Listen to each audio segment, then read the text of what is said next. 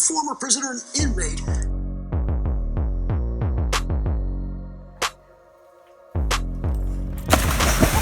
You did it. What are you doing, Guns?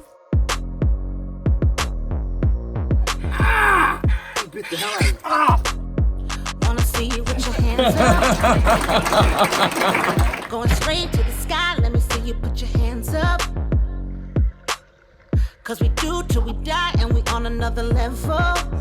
I'm at New York City. To the rest of your body, we get some physical.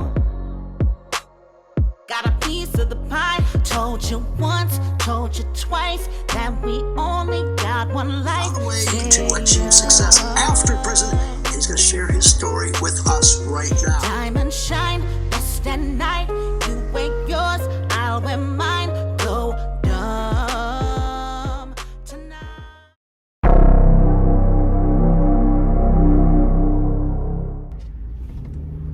What's up? So I'm on my way to a doctor's appointment here. It's snowy and windy and ugly. Wind is blasting all over the place, but I'll survive.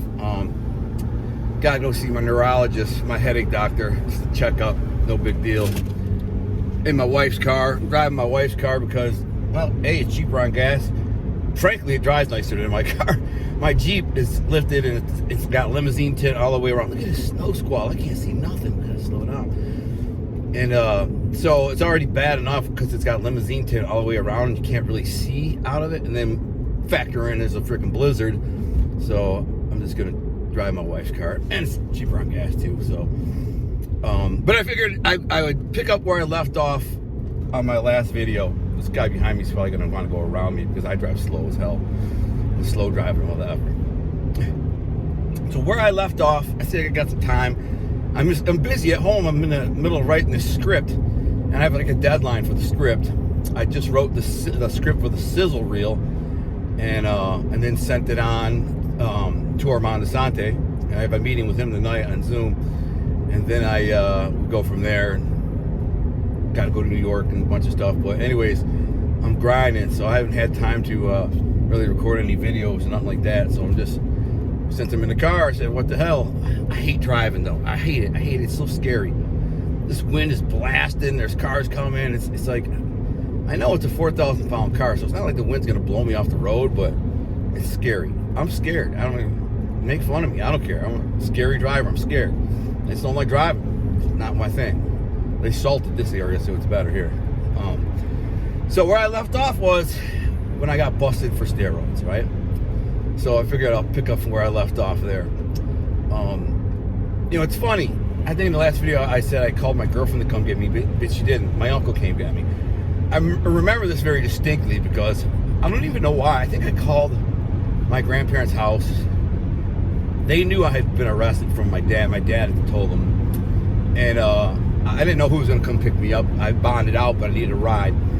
And so my Uncle Sal comes and gets me, right? And I'm in the car, he's driving, and he's like, he's not talking to me. He's like not saying nothing. I'm looking over him like, you know. I said, we call him Bud, Uncle Bud. His name is Uncle Buddy, Uncle Bud. So Uncle Bud is grandpa pissed off. He looks at me and goes, what do you think, stupid? I said, you know, it wasn't like I was slanging cocaine, it was steroids.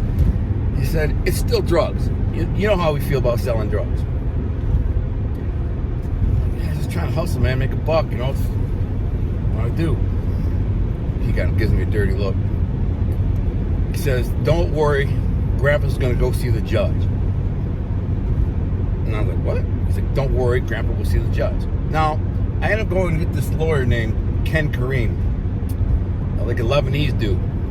He had this law firm that was right by my house. I heard they were beasts. They were really good with drug cases. In fact, he got my friend Fat George out of a bunch of dope cases. There was 3 lawyers. One was called Johnson, one was called Peralta, and one was called Karam. I got Karam. He was the one who had like an open thing for me.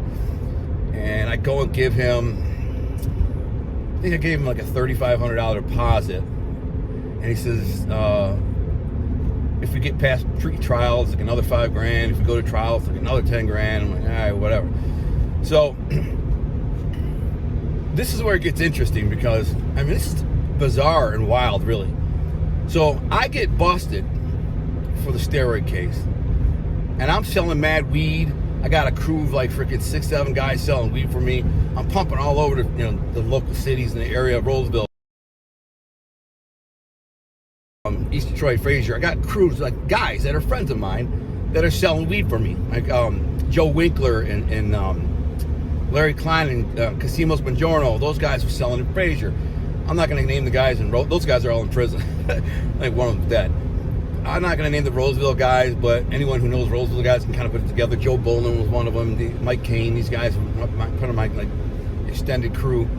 Then I had some St. Clair Shores guys. I had some guys on the south end of St. Clair Shores. We went to South Lake, Lakeview guys. I just had guys around, and I'd front them weed, you know.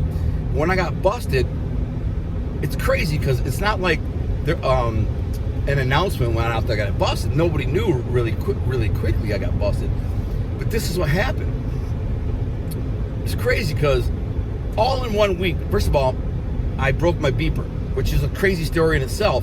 I was flying down, this is the same week, I was flying down my street on my Ninja. I had a green, chartreuse green Ninja that matched, beeper that matched my Ninja. So my beeper and my Ninja were the same color. They looked like they matched, which I thought was pretty cool. I mean, it's kind of goofy, but it is what it is. I was flying down the street doing like, I'm not joking, like this is my side street that I live on, and I go up and down the street every freaking day like 20 times because I'm delivering bags and running back and forth doing business. And my beeper falls off my hip as I like fly down the street. Like I slam on the brakes to slow down because it's a four-way stop sign at the corner of my street, and my beeper, which was on this side, falls off my hip. And like when I slam on, like slow down real fast, it goes skipping forward, skips off the street, hits the curb, like jumps off the curb and smashes into my boy Eli's mom's car.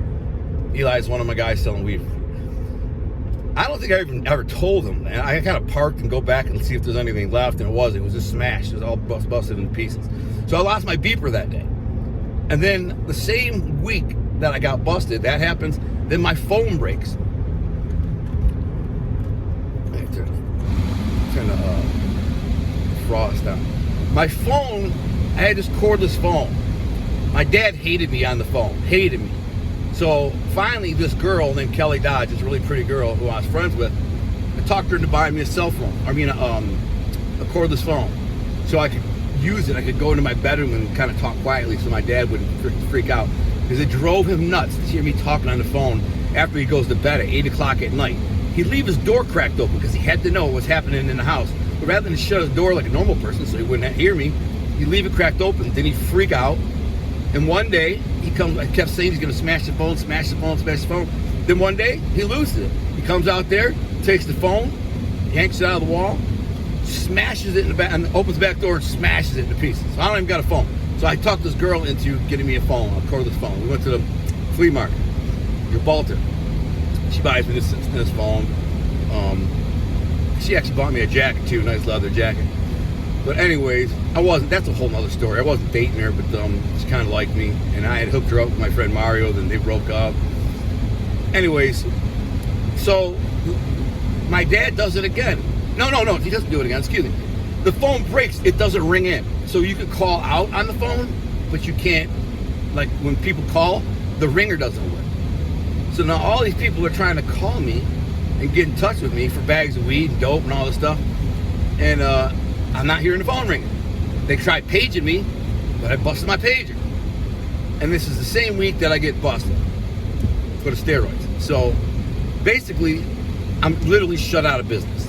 There it goes. My business ends. So I went from making like $3,000-4,000 a week on average, maybe even $5,000, then like nothing. You know, I still have a few friends, close friends. I go by and see them and hit them up.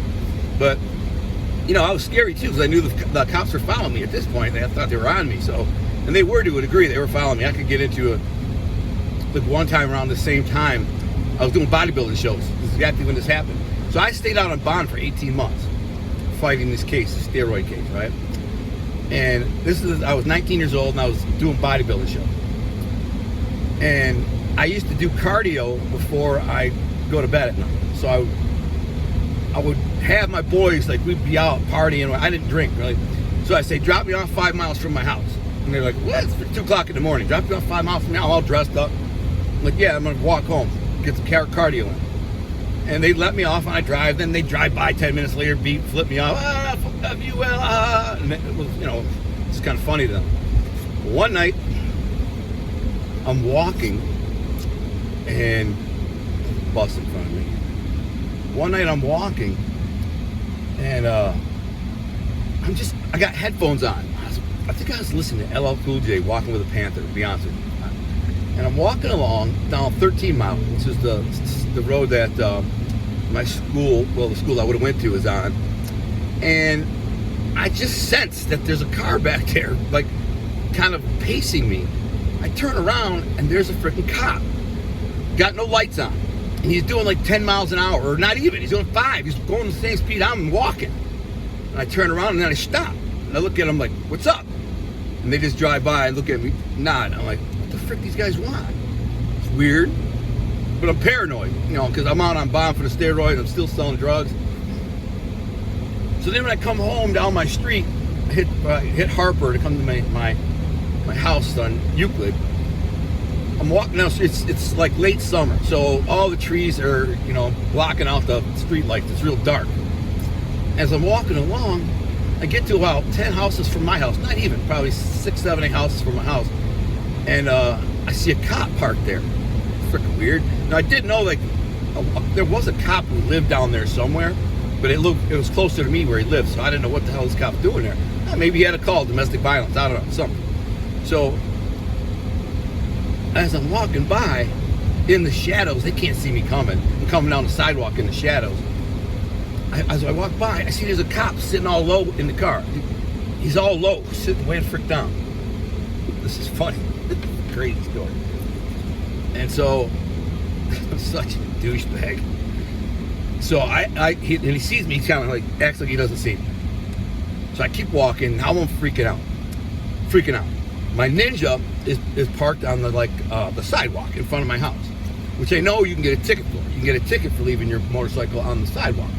So when I come walking up, I grab my Ninja and I push it up onto the little walkway that goes to my porch. As I'm doing that, a cop pops out from behind this tree across the street. It's kind of some bush, my neighbor's shrubs and stuff there. Jumps out, goes, hey, hits me with the flashlight. Hey, what are you doing? I said, moving my bike so I don't get a ticket. And then I just I moved my bike and went in the house, didn't turn the lights on, went into my bedroom, grabbed the weed. I think I only had a pound of weed. I grab it. My dad's sleeping. His door's open. So I walk in. And if we're gonna get busted, if we're gonna get raided, it's better be in his room than mine. So I took this pound of weed and stuck it under my dad's bed. My dog was looking at me like, "What are you doing, dude?" And I stuck it under there. He never knew it was there. Then I go back to my bedroom, which is in the front of the house, but I never turn the lights on, so they can't see me in there. And I'm looking out my front window, and I see that cop car come zooming up, the one that was parked on the block, zooms up, and the guy from behind the tree jumps in the car, and they peel off. I'm so freaking paranoid, man. I think I'm freaking going to jail, man. I mean, it was freaking me out. Nothing ever happened, but the cops were on me. So basically what ends up happening is all these little punks that I was fronting weed to that were kind of doing work for me, Eli takes over, because Eli had got the plug. I think I told you before in the last one. What happened was he got his own plug, was flipping my sack, taking my money and using it to buy another sack and flipping it. So as soon as I was out of the picture, he was like, oh, hell yeah. So now all these freaking guys are like, hook me up, Eli. And he was. So he starts banging. And I don't really say nothing to him. I'm just like, it is what it is. I know what he's doing. In fact, at one point, this is funny, another funny story. At one point, I figured I was going to rob him. I'm going to rob him. This is the kind of person I was, how I thought. I'm going to rob this little punk. So I tell him I want a pound. And he's like, I'm like, meet me at this girl's house. What was her name?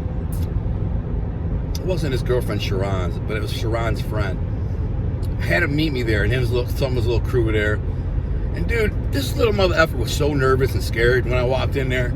And you could just see it in his eyes. He's like he knew this is a very good possibility that I was going to roll his ass. Just take it. I was going to take it and say, man, all right, I'll pay you later and be out. And I was going to do it. But the weed he had sucked. It wasn't even good weed. He had like some crappy ass like skank weed. This ain't even worth taking. I'll wait till it's freaking he's got something better. But I think he was either onto me and testing me or whatever. Anyway, so I see him blowing up. He's freaking buying new cars and freaking he's acting like a boss because he's the man on the weed. He's the plug now.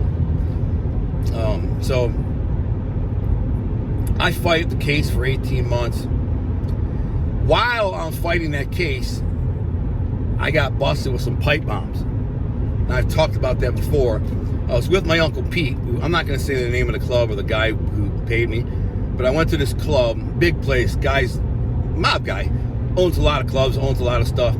I go there with my Uncle Pete, not sure what my Uncle Pete had to do with him, some kind of business. I just was rolling with him. And we're in his office, and we're starting talking about this other club, and he's laughing. He's like, man, I'd love to just freaking blow this place up. I can get rid of it.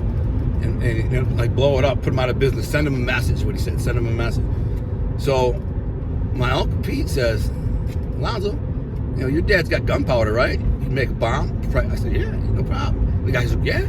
He's like, how much you give me? He's like, oh, dude, blow the place up. Wait till it's freaking 3, 4 in the morning, go in there, throw it through the window and blow it up. Just send him a message. So I can do that. Well, what ended up happening is I got pulled. Earlier, story, I told you how I was selling weed in this black ghetto, crack area called the Panic Zone, Oxford Squares, Cordova Apartments, Colchester's. I was dropping off my boys over there at their friend's house. Sidney Norton, this is a black dude, he's my boy. My car was limousine tint, all tinted out, limousine tint, rims. I think this is when I had an Escort GT. So this is before I bought the Mustang. I had an Escort GT, but it was black, tinted, chrome rockers, rimmed up. It was pretty badass looking. I go pulling through there, I got this limousine tint. Cops pull me over. First thing they see is I got a freaking AK-47 bullet on a chain, on a gold chain, hanging from my rearview mirror. He shines at. He grabs his gun. He's like, "Don't move, nobody move. Put your hands up, we can see it." Blah, blah, blah. I'm like, "Man, it's just a chain," because he's looking at it. He's like, "All right, give me your license, registration." But I said, "Why you pull me over?" He's like, "Tinted window. It's limousine tent. You can't see." Like, all right, so I go in the glove box to grab the freaking insurance and all that. And like a dummy, I'm all stoned, stupid stoned idiot. Both those pipe bombs. I built 2 pipe bombs. I built 3 originally, 3 or 4. I built 3 for sure because I blew one up and it was kind of I made some adjustments to it. And I'm like, all right, these 2 are going to be good. I blew this tree in half, right, really, in front of my boy's house. It had like a hole, like a squirrel hole in it, and I put it in there. Boom, blew the crap out of it. I was like, all right, this is what I got to do. So I opened the glove box and they're right there. The guy's got the flashlight. He's shining it on the freaking thing. Thinks I got guns and stuff because of the chain. And nobody moved. There's another cop on the side. Nobody moved. I step out of the car, and they end up freaking catching me with these pipe bombs. And little kid on the road. I don't want to hit him. So I go to jail. I bond out. Can't even remember what my bond was. That one, my girl came and got me with my mom. I was 17 years old, paid the bond, got out, fought the case. They charged me as a juvenile, which was good, you know what I'm saying? Because I wasn't 18 yet. But then that's when they had put me on the intense probation. They put me on like an extra, I was already on probation. So they put me on intense probation. Probation officer, his name was Al. He was kind of a dick. They were all dicks, probation. And so this is while I'm fighting this steroid case now. So, and everybody around me is like doing good, blowing up and whatever. I'm struggling. Of course I don't work. I'm not struggling totally. I'm still hustling. I still got a little weed money. I still got steroids from guys I could get, but it wasn't the same. It was never the same. The guy Joe who got busted with steroids. By the way, when I got busted, the very next morning there was an article in the Macomb Daily, which is kind of more of a local paper from Macomb County. It said, steroid bust linked to organized crime. Unbelievable. Because they waited to bust me 2-3 days until I had already busted these guys in this huge ring. And, it made me sound like I either ratted or something. How's it linked to organized crime? So I called Joe, the main guy, I said, yo, come over, use the tanning bed. He says, yeah. So I come over, and that's when we went for a walk. He said, come on, walk with me, walk the dogs. And so I think my turn signal blinker's out, man. It's blinking real fast. It means the bulb is out. I'm probably have to stop and get one. And he says, I said, Joe, I saw the paper, what it said. I didn't do nothing. He's like, I already know. Alan said, I already know. It's he didn't even like sweat it else. He's like, I know, you didn't say nothing, you didn't do nothing. They know, but they knew. They knew they'd been following you, so they, So I said, is there any more? I said, are there any more there? He said, yeah. My cousin Joe had a couple cases of stent, and he knew I knew Joe. And Tony Bomarito had gotten some too. So I said, all right, I'll go talk to them guys. And I took it and I sold it, made as much as I could. But really, man, it was just a rough period for me. I went from making all this freaking money to making freaking, maybe $1,000 a week, and I got to work for it too. I'm delivering bags and trying to sell ounces, and basically that's what I was selling, ounces and quarter pounds. And not before, I just was giving guys like a pound and say go, and they give me money every week, usually a quarter pound, but sometimes more. Anyways, it was a rough do. I think this is where I gotta go right here. All right, what a pain in the ass. Doctor's fine. They're gonna try me on some new medication. A couple days, they're always trying something different. But my turn signal went out, so I had to go stop at the turn signal place store, auto parts store, Napa.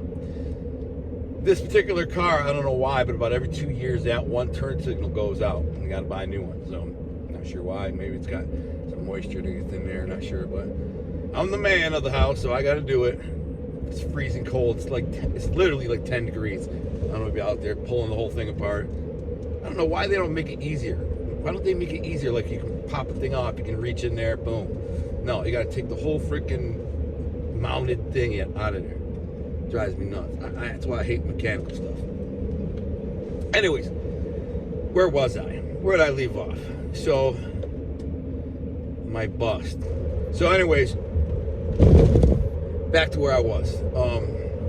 Yeah, this is it. So what ended up happening was, I ended up going in front. First of all, originally, why am I? This does not seem familiar to me.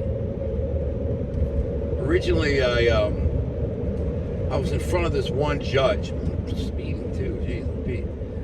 And the lawyer that I had helped me get in front of a different judge who was friend. This is my grandpa pulling some strings. He basically, am I lost? I don't know what the frick is going on here. You're never gonna believe this. The road I'm on, like, I live up in northern Michigan, and it's normally gray clouds, overcast. There was a blizzard on the way here. And of course, now that I'm heading back into the sun comes out, and I have this beaming ass sun blasting me in the face the whole way back, 14 miles. And I hate driving. This is why I hate driving, stuff like this. So anyways, this is what I was told about my uncle. My uncle went to my lawyer. He got the venue switched to this other judge. Can't even remember his name. Might have been, it wasn't Coretti. That was Giannetti. Oh, I shouldn't say that. He's dead, whatever. And so, I never asked my grandpa about it because he was pissed. He was super pissed.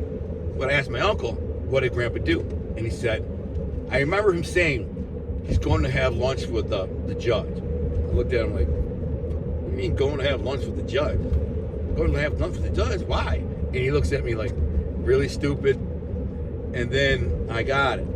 So my uncle, Sal, would tell me that my grandpa gave 10 grand to the judge to keep me out of prison. That's what I was told. It did make sense. The whole way they changed the venue, I went from one judge to another judge. And as soon as I got in front of the other judge, they're like, okay, we'll give him some county time. So what did I get? 6 months work release, county time. I stretch my leg. So I'm like, all right. At the time, I was living with my my boy Joe and his boy Dino. We had his house on 7 Mile in Detroit. Not a ghetto house, but it was getting closer to the ghetto. And I still remember our address to this day, 19210, because the show 90210 was out, but our address was 19210, which is, that was just the crazy party house, man. I was 19 years old. It's after I got busted. And so after I got busted, and when I was living with my dad, he ended up kicking me out. He basically said, get the F out of my house. How much will it cost me to get you the F out of my house? Jokingly, I said, you $500 to leave right now. He's like, cool, here's the check, I'll help you pack. Literally, that's what he said. Here's a check, I'll help you pack. Then the worst part was, while I was driving all my stuff, so I went to my boy Joe and Dino, I said, yo, can I live in your basement? Like, basically hook a room up in the basement. And they're like, yeah. I'll give you $150 a month. I'll make a room down there, stay the frick out of the way. They were bodybuilders. They didn't give a shit. We were all bodybuilding, mad cool. Everybody's cool. I'm like, yeah, cool. So I'm on my way to deliver all my things that I own from my dad's house to this house on 7 Mile, and my car breaks down. The engine goes out on it. So I have to call my dad. I have to walk up on the expressway. I have to walk up to an exit, walk up the freaking highway and say, Dad, can you help me? My car's broken down. He had a van. So thankfully he had a van. So he came, helped me get all my shit in the car. So I get to Joe and Dino's house, who they were happy to have me. They thought it was funny. They loved me. And just a bunch of freaking big muscle heads. All we do is eat and work out, talk shit, bust balls. So I went in the basement. It was just like an unfinished basement. But all I did was hang up some blankets to make walls, put some carpet down, put my dresser in there, put my shelving unit in there, and laced it out. It's just like having my own little apartment down there. Upstairs was the kitchen and the bathrooms and everything I needed up there. It's perfect. $150 a month. So I'm living there while I'm out on bond, right? Then I get sentenced for the steroids. 6 months county time work release. So I'm like, bum the F out, man. I had a great life living with Joe and Dino. Sucks, man. So I remember the day that I went away. This is a crazy story, and I'll tell you why. We had been playing around with something called Nubane. Nubane was injectable morphine. I didn't know what it was. I'm not going to say his last name because everybody's like, what? He had given me some one day. He said, before you go work out, pop this little 2 milliliters of this stuff in your shoulder and work out. Tell me how you feel. And I did it. And I was like, oh man, give me some of that funky juice. I call it funky juice. I remember going back to him like, damn, you got any more of that funky juice, bro? That stuff was awesome. He starts laughing, funky juice. Well, it was synthetic morphine called Nubane. And I guess they use it for women who are giving birth to something because it's not as dangerous as morphine, or I don't know. But he had a plug on it, and he did it every day. He was addicted to it. He ends up getting us all addicted to it. All of us. We're all strung out on this Nubane. Not terribly, you know what I'm saying, but we liked it and we did it every day. So I guess we were addicted. And we're all three, me, Joe, and Dino, and living there together. We're all on Nubane. We're all trying to get Nubane from each other. I'm out. Give me some Nubane. And Billy was getting it sent from California. He was friends with this dude, this rich dude in California. Billy was kind of a famous dude, and he hung around one of these dudes from these two rich dudes. One of them was dating the girl Zap from American Gladiator, that show American Gladiator, if you remember that. And anyways, they were the plug on that. So I remember the day before I went to jail because a couple weird things happened that day. I got to get my shit in order because I know what I'm doing. I'm not even sure where I'm going to live when I get out. Because I ended up living with my grandparents. So I don't know why I didn't go back there. No idea. But so that night, of course, my girlfriend comes over. And I spent some quality time with my girlfriend, naturally. But she was still pretty young, and she had like a 12 o'clock curfew. So she had to be gone by 12 o'clock. After she leaves, Billy comes over, and he has heroin. And we don't even know, like, I'd never done heroin before. And he said, it's the same thing as the Nubane, same exact feeling. So I'm like, wait a minute, I've been doing heroin, this stuff called funky juice that I laugh about and go work out because it made me feel like invincible, you know. He's like, yeah, and he cooks it up and he gives us all a shot. And we're all So then that night, I'm nodding out from this dope, and I go to bed. It's like 1 o'clock in the morning, and Joe and Dino have some girls over the house. These freaking hot chicks. One of them was a super hot chick who was like a model for the auto shows. Very, very pretty, hot. She was older than me. She was like 23, 22, 23. I was only 19 at the time. But she liked me. And her friend kept telling me she likes me, she likes me. So she comes in the basement while I'm nodded out. I'm sleeping in my bed. I'm going to jail the next day. I got to go report the work release. Sucks. Here comes this chick.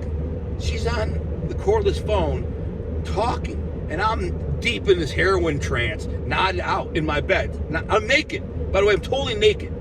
Laying on my stomach in my basement, in the basement on my bed. And I just got done with my girlfriend, sent her home. And here comes this freaking chick walks in there and I'm naked. She gets real close to me, and all I remember hearing is, she's on the phone, she goes, I'm in his room right now. Right next to his bed, he's naked.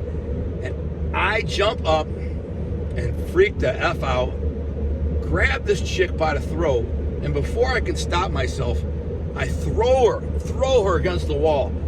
I was, like I said, you can't blame me for it. I thought I was under attack. I thought someone was trying to kill me or sneak up on me. I don't know. It just reacted. I just was like, what? And I grabbed the chick by the throat and I slam her against the wall.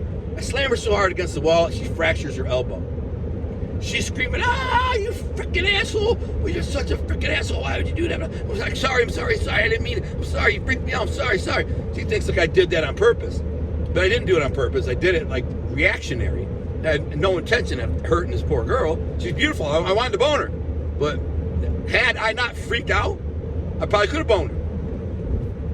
But I freaked out, slammed her out the wall, and I felt really bad. I think she had to go to the hospital, but she was in agony, fractured her elbow. She kind of slammed against the wall. And that was that. So the next day, I get up, and I got to go report to work release. So I go to work release, and I'm pretty sure I'm thinking I'm going to go back and live there when I get out. But I think what happened is those guys all got strung out on dope is what happened. So over like the next 5-6 months, they got strung out on dope, and I didn't want to go back living with them. So I go to work release. I worked that. I had to get a job so I could go anywhere. So I had a job at a place called, first it was at GNC. If you remember GNC, everybody knows GNC. So I was working there, and I ended up getting fired for scamming. They didn't know I was scamming. They couldn't prove it. I was scamming so much money out of there, man. I figured out a way how people could come in. You could charge them on like Gold Card Tuesdays or whatever. If they paid cash, I just cash them out, give them the change, balance, and I balance the till, and just keep it. And I was keeping like $200, $300, $400 every Gold Card Tuesday, once a week. I can't remember. And then I was stealing tons of protein and protein bars and tons of it. I put it in the garbage. And I take the garbage out to the garbage in the back behind the mall. Since Eastland Mall, everybody knows Eastland Mall on 8 Mile. I take the garbage out, put it there, and there was a camera there. I didn't give a shit. I would throw a bag of protein jars, Metrex, all kinds of crap in there, and then when I get off work, I'd pull around in my car. I'd walk right up to the thing, grab the bag, throw it in my car. And this is like $300-$400 worth of crap. And I'm selling it to people. I had one guy who was coming in and trading me steroids for Metrex.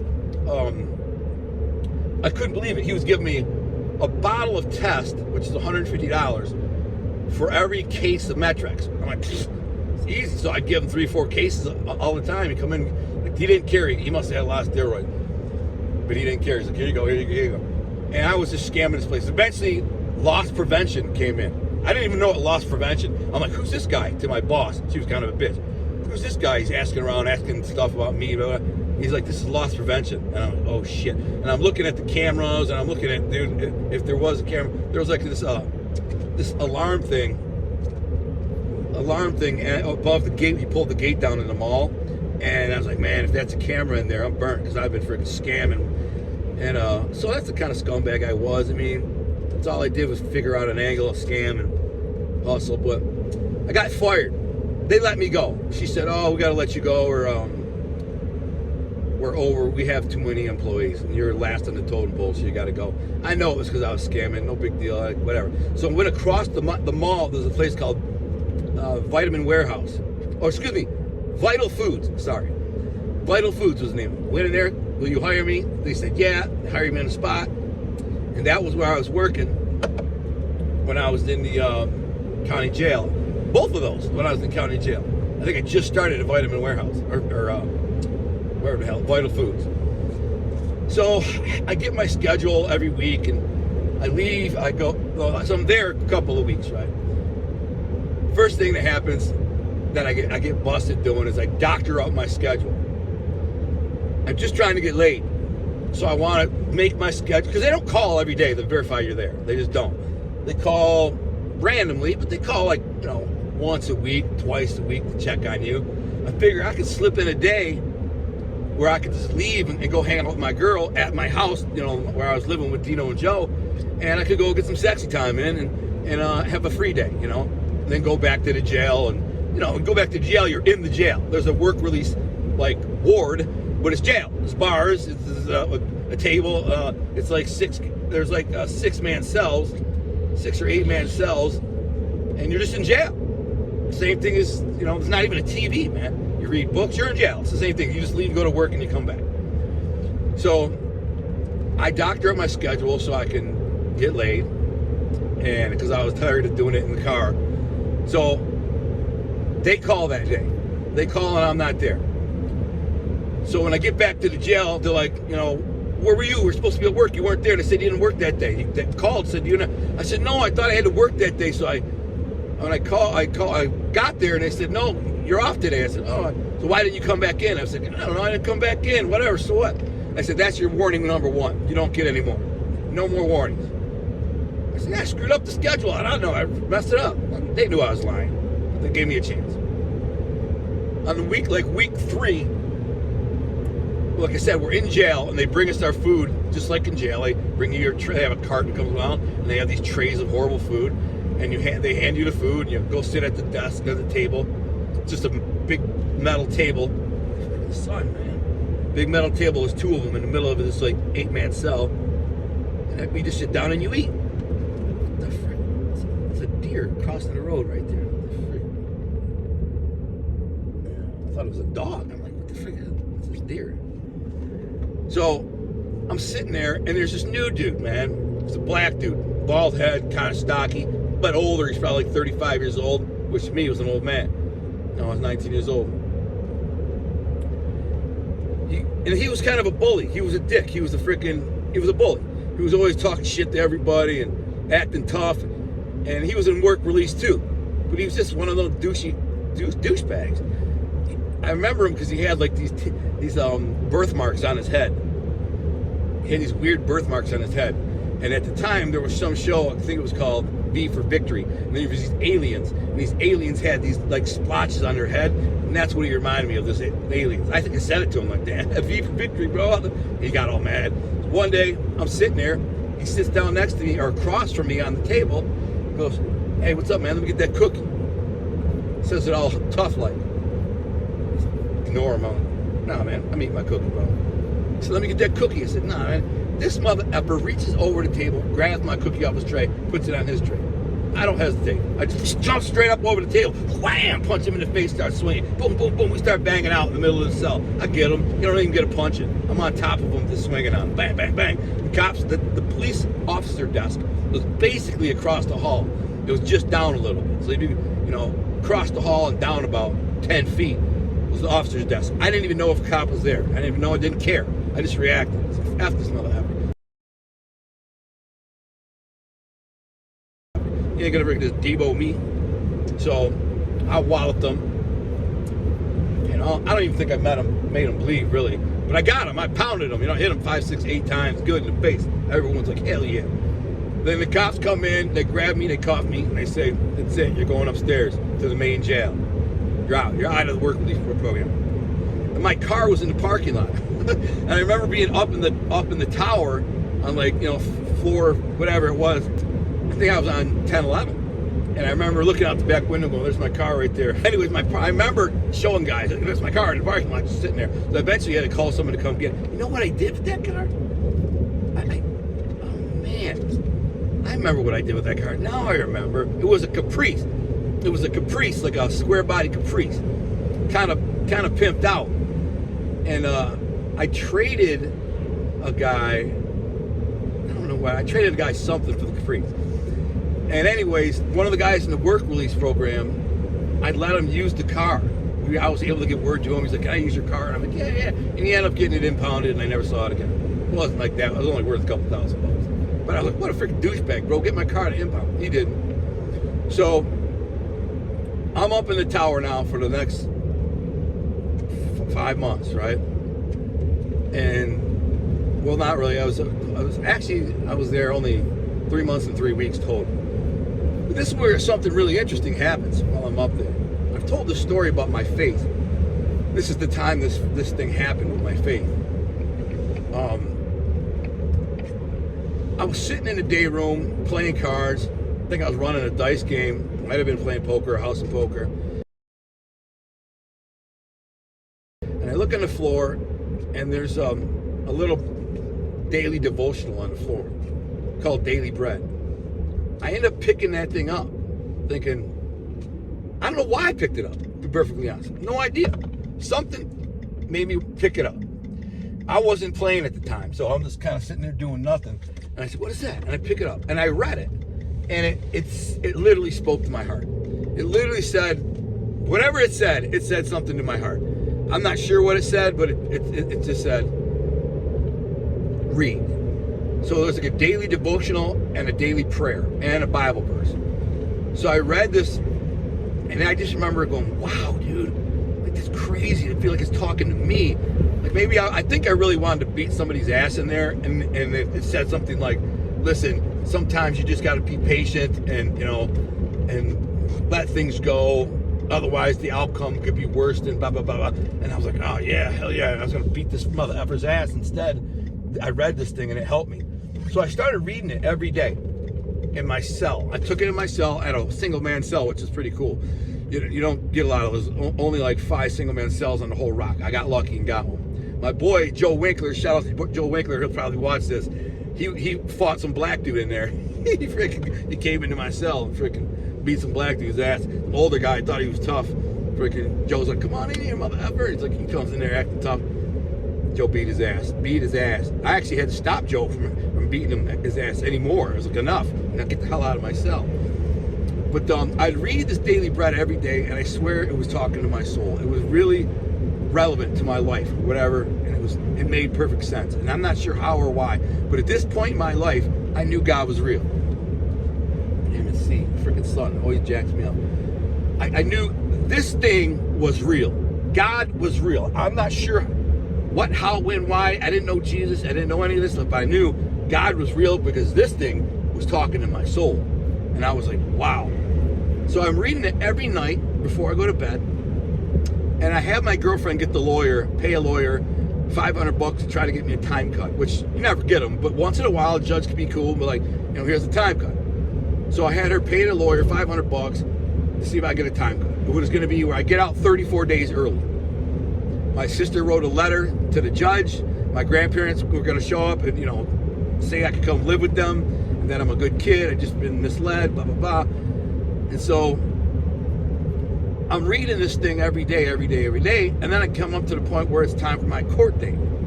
I know I'm going to court tomorrow. This book is still like, it's got at least 10 pages left in it. So there's a lot, that's like 20 days, there's one on each side. I'm like, this 20 days, it's a monthly thing, so I'm about halfway through it. I've been reading it for 2 weeks or whatever. And I've never looked forward to the next day. I never looked up, like, what's tomorrow's prayer, right? I was excited, but I'd wait for the next day. You know, and I'd say, all right, what's it talking about tomorrow? And I'd wait and then go, oh, that's awesome. But I knew tomorrow I might not be here. I could be home. I might get out. So I'm like, you know, let me peek ahead and see what it has to say. And I flip it to the next page, and it was blank. Nothing there. And I'm like flipping through all these pages, nothing there, nothing there. There's like 10 pages, nothing there. Couldn't believe it. I'm like, what the frick? And the other weird thing about that, when I was doing that over that couple week period, a dove kept landing in my window. And I'm 11 floors up, 11 stories up. I'm way the frick up in this freaking jail. 11 floors up. And this dove kept landing in my window and looking at me. Just looking at me. I'm in there working out. I'm in there doing me, whatever. And this dove, not looking out at the world, but looking at me in there. And I didn't know, I never knew that a dove is kind of representative of God, an angel, mercy, whatever. I didn't know any of that. I just knew there was a freaking dove staring at me, and I was like, wow, that's cool, man. Like, I got a dove in my window. I'd show my boy, check this out, man. I got this freaking dove here. So, I'm gonna drive slow because I'm almost home. So anyways, I go in front of the judge. My sister's there. She wrote a nice long letter. My grandparents are there. The judge says, you got anything to say, Mr. Lindbloom? I said, yes, Your Honor. I'd like to say that I didn't, like I was going to freaking make a big excuse for being an asshole. And he goes, time cut granted. Boom, slams the gavel, get the frick out of here. And I'm like, I'm done. I'm out. So my grandparents had this convertible. Like, I walk out of the jail. They had to go get me some clothes because they lost my clothes. The jail did, so they didn't know where my clothes were. And so my grandparents and sister had to go to like Crowley's or someplace nearby and buy some crappy clothes that didn't even fit. But I put them on, and I can walk out in the parking lot, and they got a convertible LeBaron. I'm like, whose car is this? She's like, oh, my grandma's like, it's a rental. Grandpa smashed the car again. And I said, Grandpa, what do you mean smashed the car again? He's like, he just kind of, his eyes were going bad. And he was dangerous, and that's why I started driving my grandpa around. And I'll tell that story on the next one. But when I got home that day, I went and lived with my grandparents.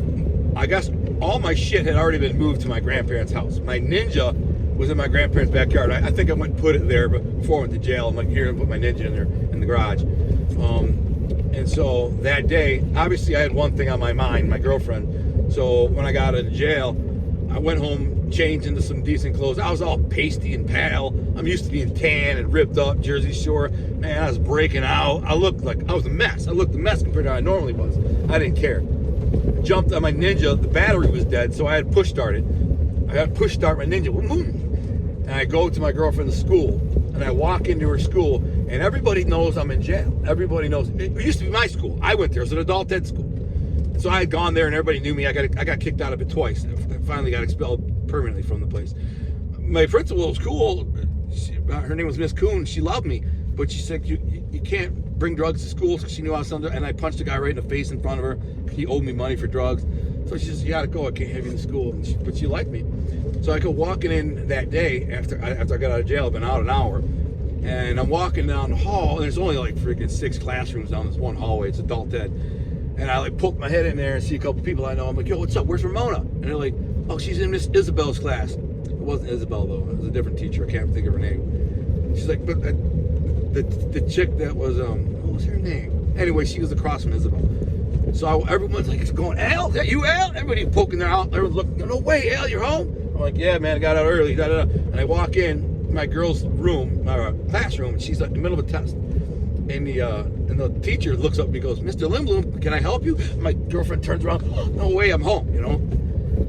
She's taking an exam. And I said, what's her name? I can't remember her name, but I said, listen, Ramona's got to go. She's going to finish this exam tomorrow. She said, Mr. Lindbloom, you can't just have her stop in the middle of the exam. I said, listen, she's coming with me right now. So she's going home. She'll finish tomorrow. And she kind of was like, all right. So I told my girl, get in your car, and I needed somewhere to go to be alone with her. So I went and broke into my dad's house. I broke into my dad's house, and I got to get my garbage can right here. It's right here. So I broke into my dad's house and did that, and then started my life new, living with my grandparents. And that was a whole experience that I'll get into in the next video, where I talk about when I started living with my grandparents again when I'm 20 years old. I turned 20 when I was in jail. And just things changed. A lot of things changed.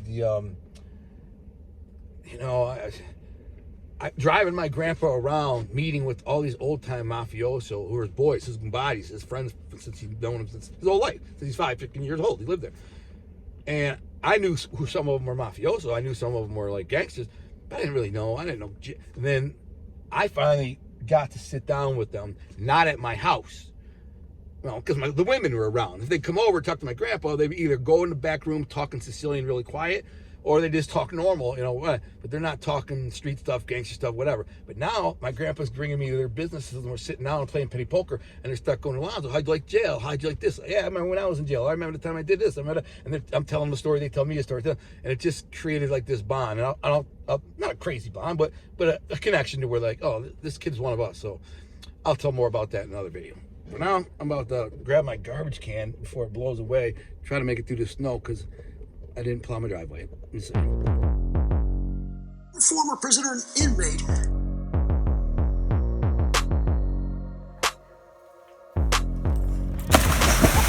You did it. What are you doing, Guns?